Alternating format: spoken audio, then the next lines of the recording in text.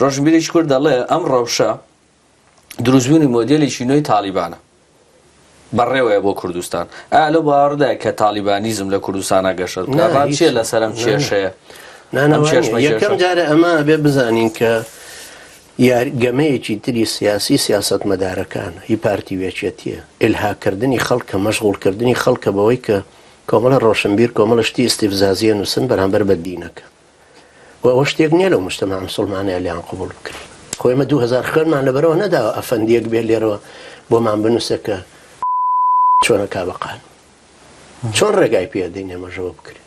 ئەو مەلا بە شەرەفە عەمامە پاکانەوە ئەو خەڵکە بە غیرەتە جوامێرە ئەوەی پێ قبوڵ ناکرێت بکابقان.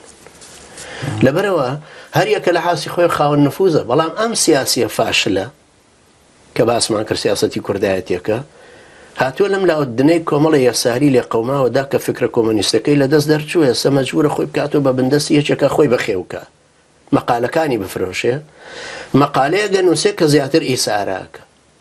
لەم لاشەوە هەر ئیتیحاد العولەماش هەر هی پارتی وێچێتین هەردوو دەستەکە هەری پارتین، یعنی بزەبە وەکو ئەوەی کە من ئەم دوو شتە هەڵەگرم ئاوا ئەم دوو پارچەم بەدەستەوەیە هەردووچی هەرهی منن یەک ئیرادەیە. لەبەرەوە ئەمیان بەرزەکەمەوە نزمیانەکەمەوە یاندەم بە یەکا نزیکیانەکەمە دووریانەخەمە ئەویش ئاوایە. ئەم لەم لاوە دنیایانەدا هەر یەکێک لەوانەوە کۆمەڵە ڕۆشنبیرەی هێناوەتەوە بابە ئازادیە بنووسە بە کەیفی خۆت بنووسە بابە کاک نێچیروان دیفاع لێکە وەختێکیش کە ئەنووسێت تەبانی ئیسارەی تەرەفێکی ترەکاتەوە بەرامبەر ئەمە دروستەکەن ئەم فەوزە خلاقە بە دەردی کێسنجەرەڵێ بۆی سیاست مەدارەکەش لەو لاوە بۆ خۆی هەر بەرزانی نەوتی خۆی و شەریکەی خۆی و کۆمپانیای خۆی و مەملەکەتی خۆی بەوا بەڕێوە و لەم لاشۆ خات و هێرۆ بە کەیفی خۆی بڕوا و لەو لاشۆ 28 شەریکەکەی جەڵا تاڵەبانی ئیشکە لەم لاشۆ باڤێڵ و قوباد و لەگەڵ ئایباک و لەگەڵ منەظەماتی تری جوولەکە و لەگەڵ هەمویانە دەستێک بکە. ئێرانیش لەو لاوە بۆ خۆی وەکو مار بخشێ بە کەیفی خۆی بە وڵاتەی ئێمە. ئەمە مۆزوعەکە لێرە ئەم نقطەیە، بەڵام وەکو ململانێ گومانی تیانێ ململانەیەکە ئیمتیدادی زەمەنی ڕابردووە.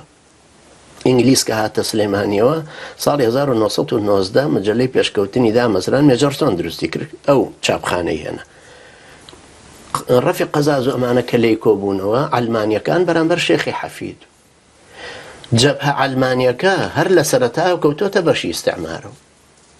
خۆ ئەمەی ئێستای پارتی وێچێتیەوە بەفکارانی کە هاتوونەتە ساحەکە و هەر ئیمتیدادی ئەم خەتە ئیستیعماریەن و گەورە بوون. لەم بەرابەرەشە هی ئیمتیدادی دەوڵەتە عوسمانیەکە قەتع نەبوو بە یەکجاری ئەفکاری ئیسلامی هاتۆتەوە پێشەوە کوتم لە 1920 کە ئیمان بەننا هاتۆتە پێشەوە. یعنی ئێستا ئێمە خۆ لە دایکبووی زەمانێکی نوێ نین، ئێمەش ئیمتیدادی ئەم تاریخە دوور و درێژەی خۆمانی نۆکو ئیسلام.